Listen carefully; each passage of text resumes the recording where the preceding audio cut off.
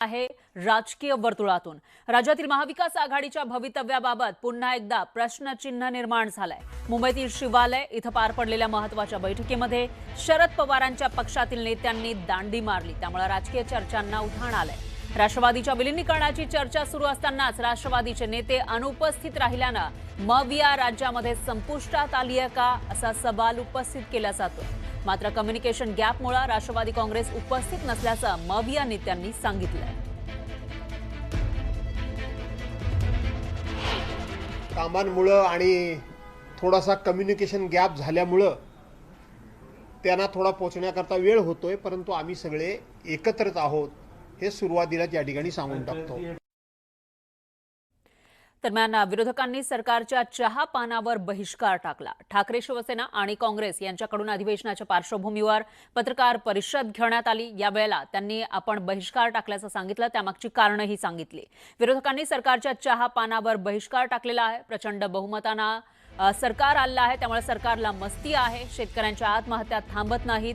दादांच्या अपघाताबाबत सरकारनं कुठेही स्पष्टीकरण दिलं नाही असं विरोधकांनी म्हटलंय। लाडक्या बहिणींना पैसे देऊन त्यांची मतं घेतली आणि आता लाडक्या बहिणींमुळे राज्य कर्जबाजारी झाल्याचा आरोप विरोधकांनी केला।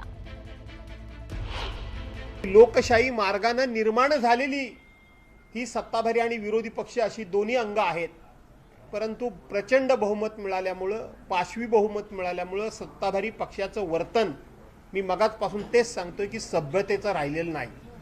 आणि म्हणून जिथं मान सन्मान नाही, जिथे सभ्यता नाही, जिथे लोकशाहीचा सन्मान नाही, जिथे घटनेबद्दल आदर नाही, अशा ठिकाणी आम्ही चहापानाला जाणार नाही हे सुरुवातीलाच आम्ही या ठिकाणी सांगू। अधिवेशन सुरू होणार आहे आणि त्याच्या आधी चहापान सरकारकडून आयोजित केलं जातं। या चहापानाला विरोधकांनी बहिष्कार टाकलेला आहे। आज जी पत्रकार परिषद झाली विरोधकांची, त्याच्यामध्ये याविषयीचं कारण सांगण्यात आलं आहे।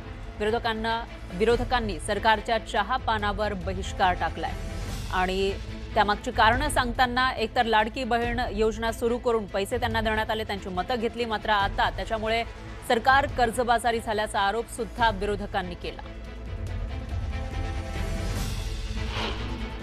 अजितदादा पवार यांचा अपघात झाला की तो घातपात झाला अशी संपूर्ण महाराष्ट्राच्या मनामध्ये निश्चितपणे ठाम अशी एक शंका आहे।